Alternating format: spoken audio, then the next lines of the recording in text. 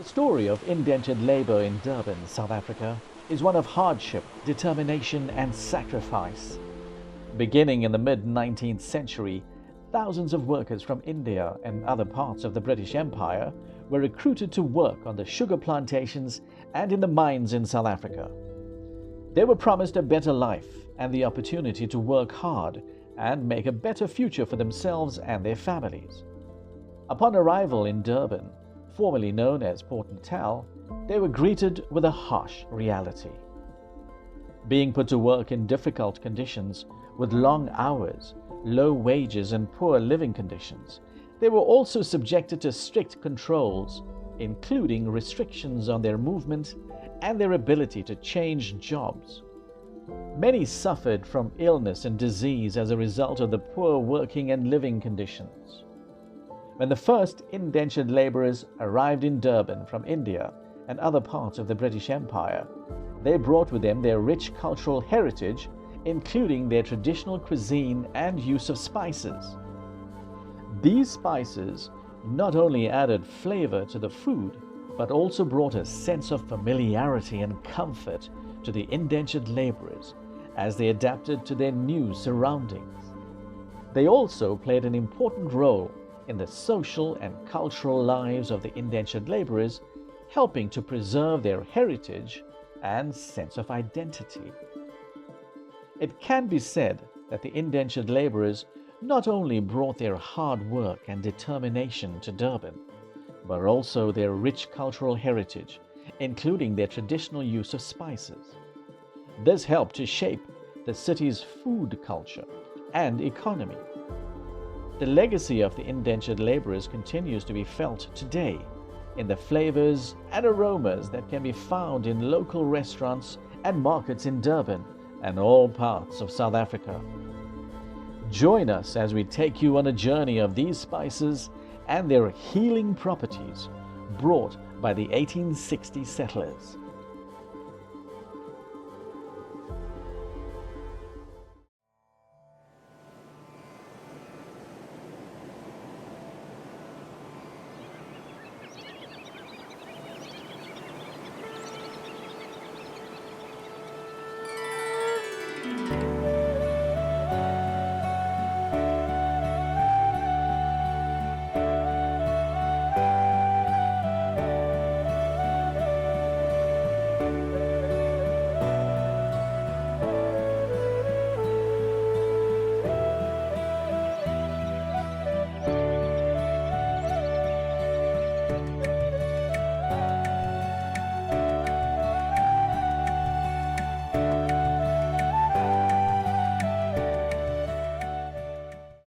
We visit the 1860 Heritage Centre in Derby Street, Durban, which was originally a school building complex.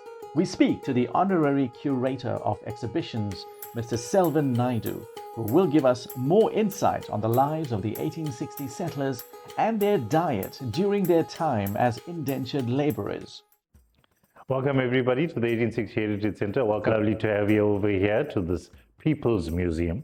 The 1860 Heritage Centre was launched in 2017, and it's one of the first museums post-apartheid to document the history of indenture through to the freedom struggle and up to where we are in terms of our democracy. So it really is a phenomenal place, specifically for indenture and with regard to the spices and how that is all translated to its history here. Insofar as the spices with regard to how it's been documented and the food and cuisine in terms of indenture, there's very little evidence. However, in terms of the various commissions, the RAG Commission and so on, when indentured Indians had complained and there were subsequent commissions that were arrived at to be able to address those concerns, much of which spoke about the food culture and what was given to the indentured on the plantations. For example, rice was one of the rations that was compulsory.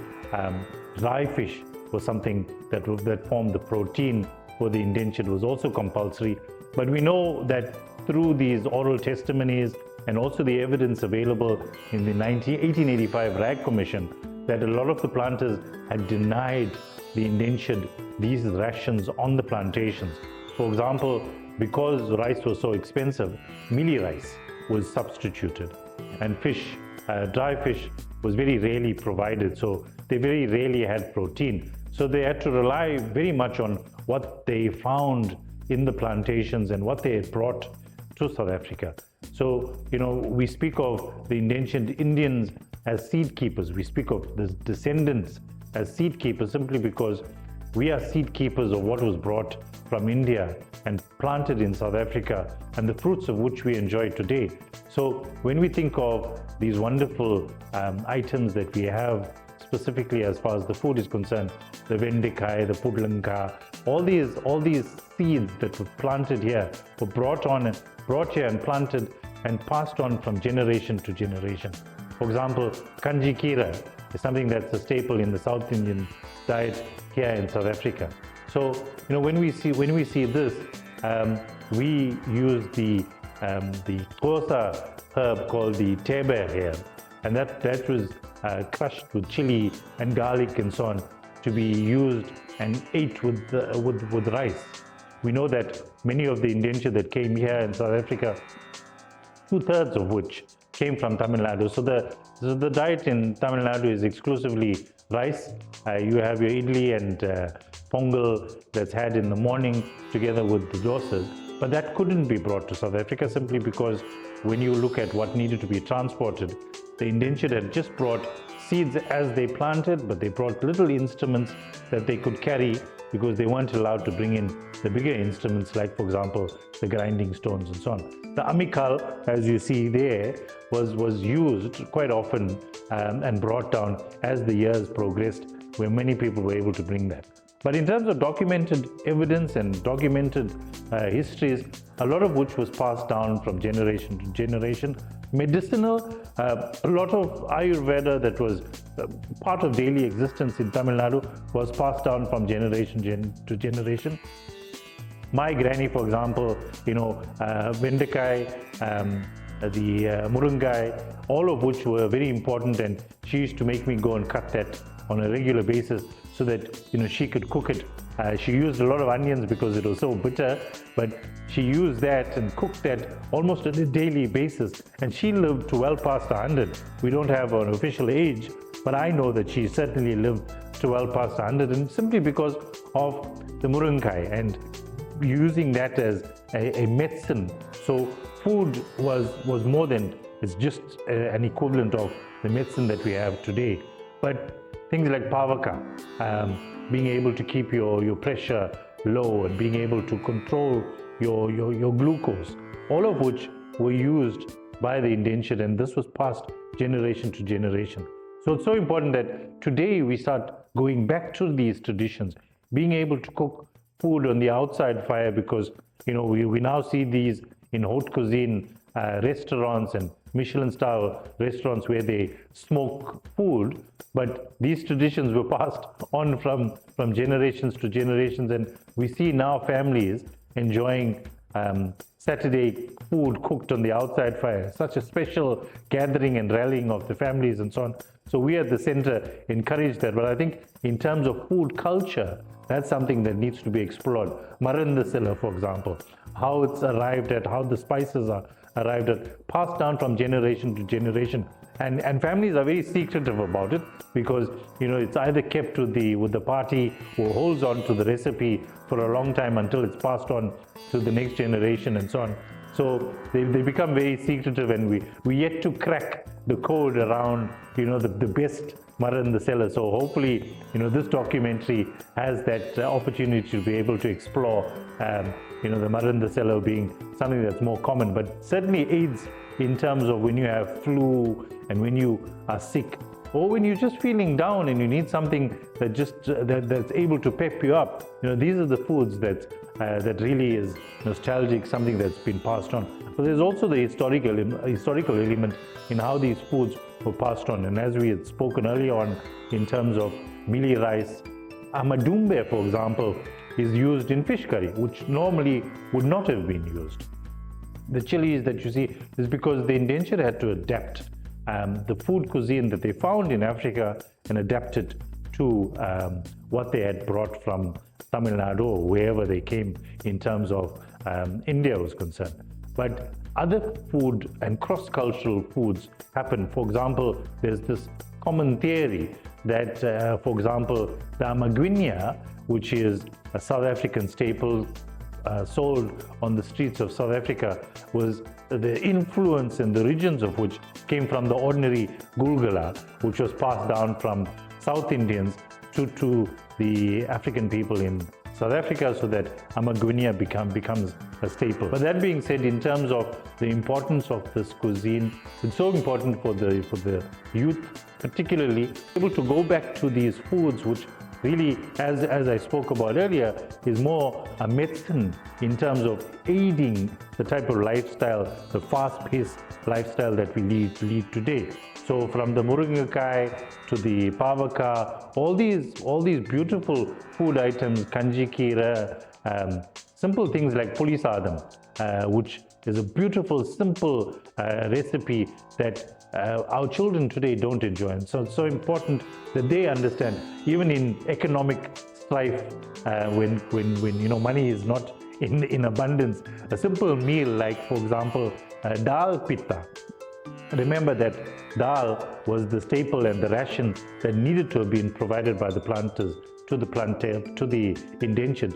So a whole host of food items or food menu was created around dal. For example, vade, dal pitta, dal roti, a whole host of recipes that generate from just that simple ingredient of dal. And dal in itself is rich in iron, aids a whole host of things. So those that weren't able to get the protein, because as we said, dry fish was the only source of protein, dal was added as a supplement. And then later on you had your sour herbs that was added to that and so on. So this grew as time went on. People were able to bring in recipes from India, and that was used in South Africa and is now being passed on. So we really would love more and more of this to be told to our children, so that they can go back to these simple recipes to be able to take this to the next generation. And that's the key of the 1860 Heritage Center, but also our responsibility, simply because this is what we need to pass on to the next generation. We hope more and more people are able to be influenced and inspired by this and come to the 1860 Heritage Center to be able to see what our history in food and food making and recipes and the medicinal values, and be able to enjoy and take this journey forward. So thank you so much as far as the 1860 Heritage Center is concerned.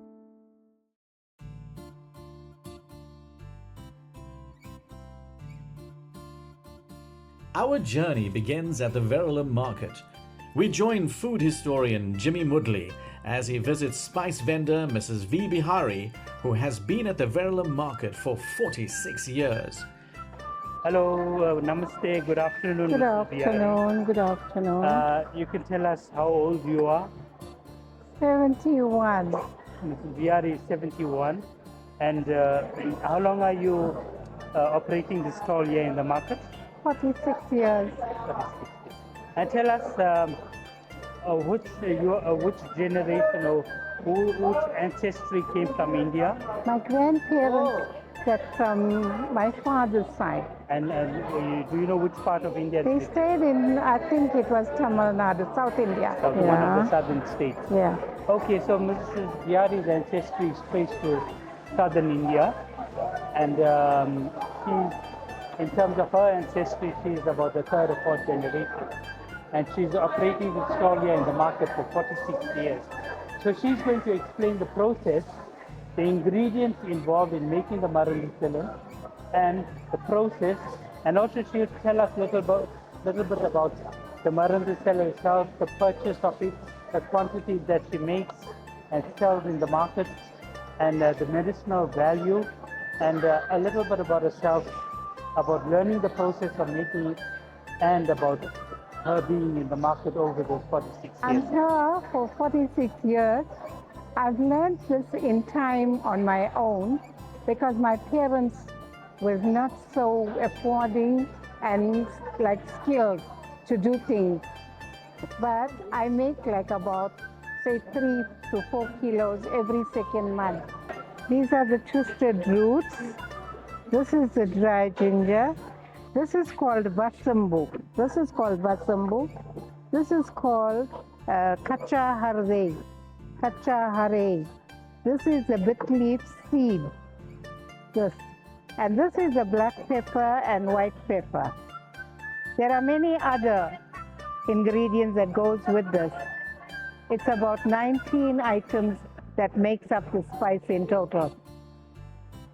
This is the mixture at the end result when it's completely ready for use. All the spice here is meant for using it for many ailments like flus, colds, chills, and so on. You can boil this, you can boil milk and add sugar to it and add this mixture and drink when you feel you have a flu and a cold. It really works and clears the entire ailment. The spice is ground every 2 months and it's sold to the entire community. Our young generation need to learn how to prepare these scientific ingredients to make their own compounded mixture for improving health reasons. After our visit to the Verulam market, our journey takes us to Hillary, south of Durban, where we meet social anthropologist Dr. Raj Govender, who will prepare his version of the delicious and healthy Marandustelu chicken curry. Right, I am Dr. Raj Govender, a social anthropologist and a researcher on indigenous knowledge systems and traditional knowledge. Today, I am going to be demonstrating the making of a Marandustelu chicken curry or curry that is cooked with burnt masala. Right. In order to make the Marandustelu chicken curry, we need to first introduce some onions to the pot. We need to put some curry leaf, right, which is very significant. Give it some nice taste and aroma. And green chilies. No curry is completed without chilies, right? Put some nice chilies there, right, so that you'll have a nice effect on the curry. Very important, you need to have ground ginger and garlic so that it takes away the aroma and it adds a very beautiful aroma to the curry. Once it's nicely brown, we're ready for the next step. Once the onion is nicely brown and it has a very good look in it, we're ready for the next items that we need to introduce here. Some chili powder. No curry is complete without some chili powder. Not too much, because remember, this is a healing type of recipe and it doesn't need to be a strong curry form. Just some normal chili powder, right? And very important, get some turmeric, right? We put in some turmeric there. And what we call this is braising spice. We put some nice braising spice, so it gives it some nice, so the braising spice have a whole lot of ingredients in it and it gives it a nice feel. Then we add some water. Once we add some water there, it cooks, gives it a nice feel. Right? As you can see, the curry is developing very nicely.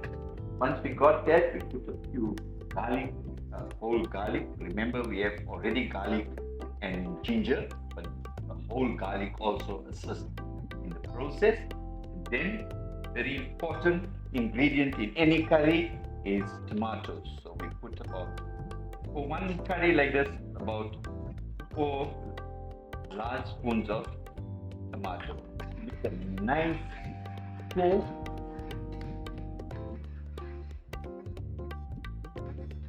And then we're ready for the next step.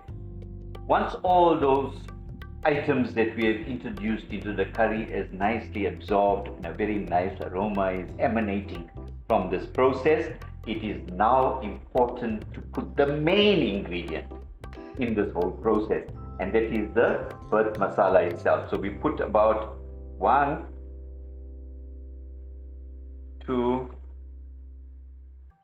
3 nice spoons, but it also depends on how effective you want this curry to be. So you can add or minus some of the birth masala, but I prefer a very nice strong mix because it gives it a good feel to the whole process. Very important that we need to add some salt, sufficient amount. Salt is very important also for flu and colds and detoxifying. So we put some nice salt there and let it cook, and then we're ready for the next step. It's ready to put the chicken into the pot.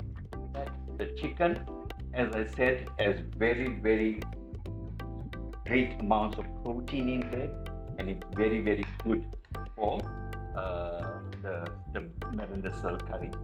Put in a sufficient amount of chicken in there, and then you add some hot water. Give it an opportunity to cook. Once you do that, give it a nice stir. You can see the color is great, the aroma is exceptional, and this curry now will cook, and the chicken will be absorbed into the Merindasal or birth masala infused pot, and it will be ready for the next step we will discuss now. But right now, the curry is left alone to be cooked in this spice infused pot. Right. Once the curry has been cooked sufficiently and the chicken is very tender and it's ready to be eaten, right? Very, very important. I especially will find it very difficult to complete a meal if I do not add dhania or coriander. So you add dhania or coriander so that it not only garnishes the meal, but it also gives it a very nice flavor. And once that is finished, we are absolutely ready. Right. This particular Merindasal chicken curry has been specifically prepared for my daughter Nameshni Mudli, who has just given birth. Her system and her body has underwent tremendous changes when she was during her pregnancy. However, post-pregnancy, postpartum, right, she is now ready to detoxify. So this Merindasal chicken curry is an ideal opportunity for Nameshni to detoxify so she can heal as fast as possible and be ready to do a normal day-to-day activity. So this curry is for Nameshni, who has just been successfully given birth to a baby girl.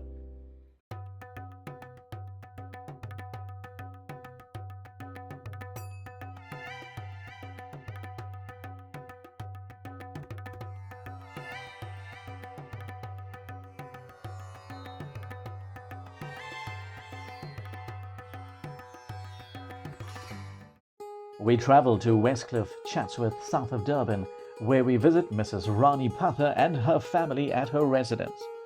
This is Lachima from the temple. She is here to talk about her journey. She advises our young generation on what to do and what to follow. Tell us your name, Ma. Lakshmi Munsami. Lakshmi Munsami is her name. Where you come from? Unitary Chatsworth. Okay, she's from Unitary Chatsworth. Tata was 1864 in India Tata party. Okay, Granny and grandfather came in 1864 from India. Okay.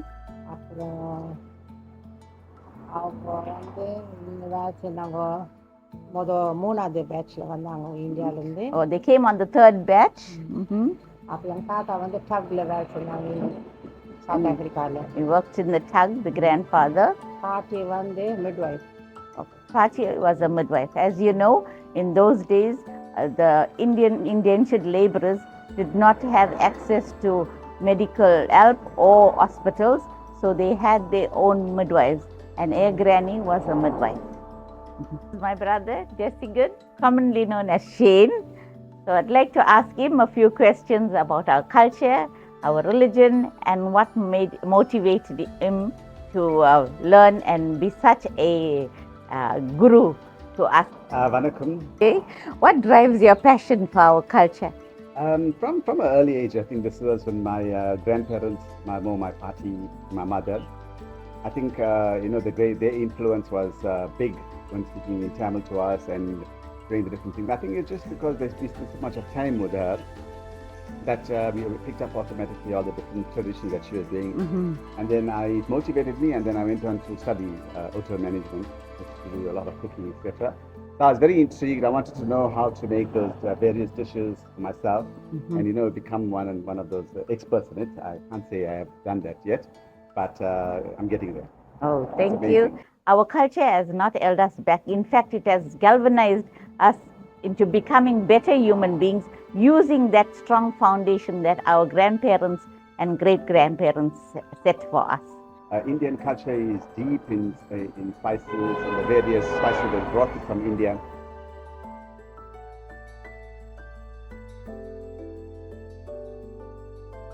Vanakkam. Today I'm going to show you how to make rasam, or rather king soup, a dish that was popularly made by my granny and my mother. We usually made this for when somebody was sick or the flu. I made a lot of this during COVID so that that we could be safe, and it did help. There's lots of ingredients that I'm going to go through with you. Oil first of all, and then we have curry leaf, chilies, ginger, garlic, tomato, turmeric paste, turmeric powder, other spices, dry spices, peppercorns, clove, cumin or jeera, mustard seeds, ilachi or cardamom, and then dry chilies. And then of course the main ingredient to go with there is puli or the tamarind. Now I'm going to show you some of the things that we do. I have all my ingredients ready for me. Your puli is very much so like a lemon size, so you can place that in water in advance so that you can dilute it when you're ready to put it into the pot. So I've chopped up my onions. Onions, there's no specific way to chop up your onions. Each person has their own way of chopping onions. 2 teaspoons of oil. So while that's getting heated up, I'm going to add some of my spices. So you need to add maybe 1/4 teaspoon of jeera. This is just so that it infuses in the oil, so that the taste from the seeds are there. A few cloves, ilachi, just a few pods, and then dry chilies. I'm just going to use 1 for now. I'm going to also add some of the curry leaves. Curry leaves also brings out the flavors. So we're going to add now some of the onions. I've already chopped up the onions. If you want to, people have a variation. A little of the onions. The onions need to simmer, become translucent. At this stage, while your onions are busy cooking, lower your heat again so that it doesn't burn. Now what we're going to do now is that we're going to make a paste. And the paste, let me show you, this is the mortar and pestle used now to grind some of the ingredients. We are going to use the very similar ingredients again, but a little bit more. So now you've got 1/2 spoon of jeera, 1/2 spoon of mustard, 1/2 spoon of peppercorns, 1/2 spoon of cloves, a few pods of your ilachi, maybe even 2 or 3. Now to this mixture, I'm going to add 3 whole garlics with the peel. It's said to release all the different flavors. Some chopped ginger, a few of the curry leaves, 1 whole chili, and then the main ingredient, which is coriander. So we use the mortar and pestle. Okay, so I'm just going to use cloth underneath so that the seeds don't splutter everywhere. And then you just pound your ingredients. Okay, spice is now ready for us, so we can add this to it. And it brings out all the various aroma. So now you can increase the heat slightly. So we're going to add now 1/2 teaspoon turmeric powder. All right, so just give it a stir. Okay, then you add your tomato. Tomatoes, you can chop it fine or large, doesn't matter. It's got a lovely flavor to it. A little mix. Okay, while that is cooking a bit, take your tamarind seed or the tamarind pulp and just use the water. Okay, so now I'm going to add the water, the puli water, to the oil mixture. That's all you need. There you have it. Now we're just going to add some salt to taste. Okay. Give it a stir, bring it to a lovely boil. Should take about at least 10 minutes. This is what the final product looks like. It's an amazing dish.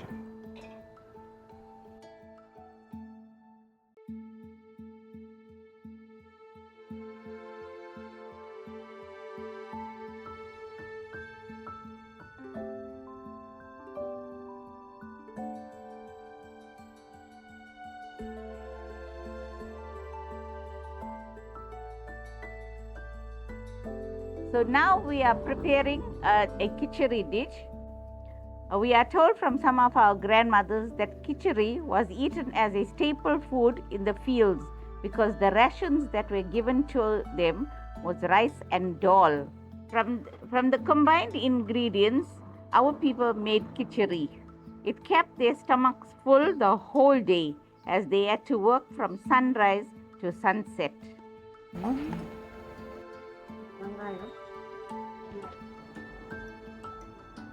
So she puts the oil and the onion, add some curry leaves and some of the spices, a dry chili. She has already soaked and boiled the mealy rice and dal, so now she is going to do a braise.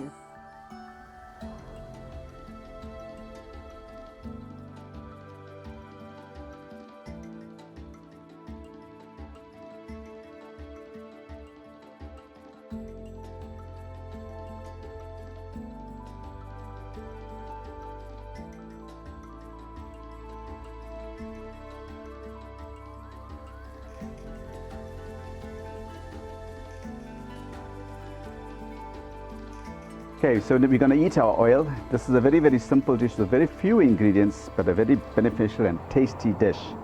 So to the oil now we're going to add a few curry leaves, just to give some little bit of flavor to the oil. And then we're going to add our onions. Our onions, with this dish, it's flavorful with more onions. Okay, so we're going to add our onions. And you saute your onions. Let your onions saute very well, translucent. So while your onion is cooking one side, you can add your dry chilies. Okay, it's washed. I'm only going to slice just one dry chili because it's fairly large. To that, I'm going to add garlic, a few cloves of garlic. Also washed, peeled, and I'm now going to add it to the oil. I like to add a little bit of turmeric powder to it, just to give it some flavor and color. Now that the onions are nice and translucent, you add your herbs to it. Okay, you mix. You'll notice that there's no water needed to add, as the water will come out from the herbs because of the rinsing. Reduce your heat so that it sautés, and you add a pinch of salt. Give it a stir, lower your heat further, and let it cook. Let's cover so that it can steam on its own. And then this is what the end product looks like.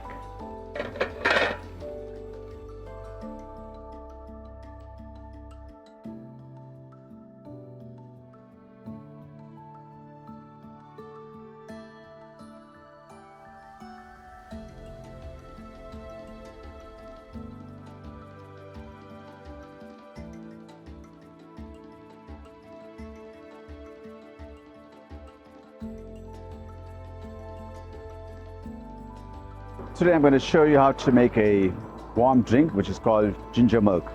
Okay, so I added the milk. I'm going to let the milk to boil, and then I added my ginger so that the ginger can infuse into the milk, and a little bit of turmeric, which is about half a teaspoon of turmeric, depending on the amount of milk that you need to boil. For one person, you're looking at 1 cup of milk with a teaspoon or quarter teaspoon of turmeric and a few pieces of ginger, maybe 5 or 6 to add to it, 3 or 4 cloves. Okay, so you've got to watch your heat so that it doesn't over boil and come out. We are almost done. Just to infuse your clove with it to give some flavor, and that's it. It's as simple as that to make your lovely warm drink. It's for all the aches and pains in the body, especially if you have a sore throat. This drink is beneficial for you.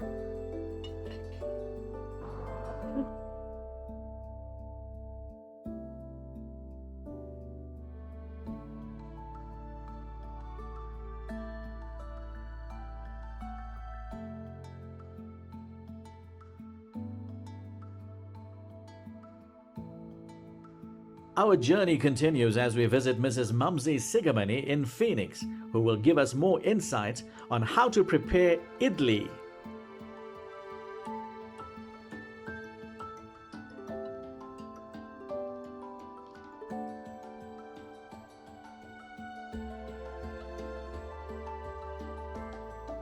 Hello, my name is Vamsi Sigamani, born and brought up in Durban, grandparents from India, brought to them healthy recipes from India, like the sweet, soft idli. Today I'm going to show you a recipe passed on from my grandmother to my mother to me. We were always given idli for breakfast, saying that you will be always full the whole day. I was told by my grandmother and mother, because it's fermented, it's very good for your gut health, and it's got vitamin A and B. First, you put 1.5 cup of self-rising flour, 1.5 cup of semolina, a pinch of salt, and your dry yeast, a packet of dry yeast, and 1/2 cup of sugar. You put 2.5 cups of water. You mix it up and put 2.5 cups of water.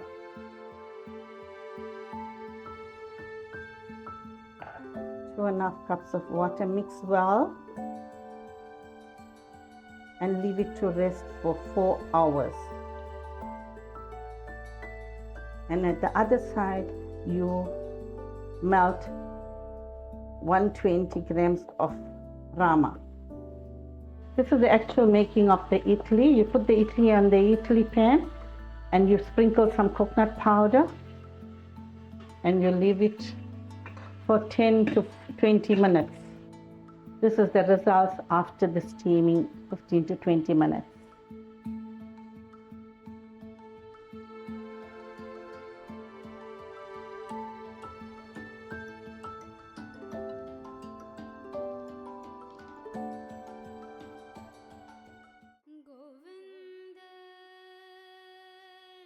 We visit the Sri Mariamman Temple in Mount Edgecombe that was built in 1890 and still stands strong today. We speak to historian Mr. Jimmy Parthiban Mudley. Vanakkam, Namaste, Namaskaram, and greetings to everybody. For any narrative or discussion on South African Indian cuisine and the medicinal value of spices, we must go to the very beginning. Indian spices and its medicinal value has been mentioned in ancient Ayurvedic scriptures thousands of years ago. It was passed down orally from generation to generation. Many scientific studies are still being conducted to date, and there is much more information to process because every day they are finding new information. Nowadays, much more information is easily available on the net and accessible and can be Googled. We are not going to discuss all, but the common thread in all these spices is that it helps, among several things, in fighting cancer, prevents cavities and bad oral health. It prevents various types of bacteria. It helps in reducing cholesterol levels, helps in reducing blood pressure and blood sugar levels. It aids in weight loss. It prevents Alzheimer's disease. It controls diabetes, reduces nausea and inflammation. Use of Indian spices in Indian cooking or Indian cuisine in the South African context. Of course, it will differ from province to province. It differs from family to family. Note that Indian indentured laborers came from various regions in India, and they have various different ways of cooking, different use of the ingredients. Thank you very much. The focus of this documentary is on spice as a humble yet important ingredient. Spices are not simply herbs and ingredients known for their culinary possibilities as potent parcels of flavors and seasonings that supplement aromatics to improve the taste of dishes. Rather, They are, in fact, also about ideas, senses, practices, and histories that shape and form a much larger narrative, context-bound, event-oriented, and are usually held by women as gatekeepers of knowledge, often also nurturers and caregivers. If spice is about the aromatic skeins of the history of food and the Anthropocene, then it is also about its alliterative prospect, namely splice, its entanglement and conjoinment within human relationships, life and living, and its attendant meanings, gender, cuisine, medicine, magic, distaste, taste, body and spirit, for example. This documentary looks at healing foods, especially in the time of COVID-19, but not exclusively, and how South Africans, particularly those of Indian descent, who use cultural healing foods with spices as central ingredients to help boost their families' immune systems to fight off illnesses and disease. This documentary provides a description and recipe analysis via ethnographic insights into what could be described as healing foods, mainly reliant on spice ingredients, to tell stories about the healing properties of food beyond their culinary uses that had been passed on from generation to generation.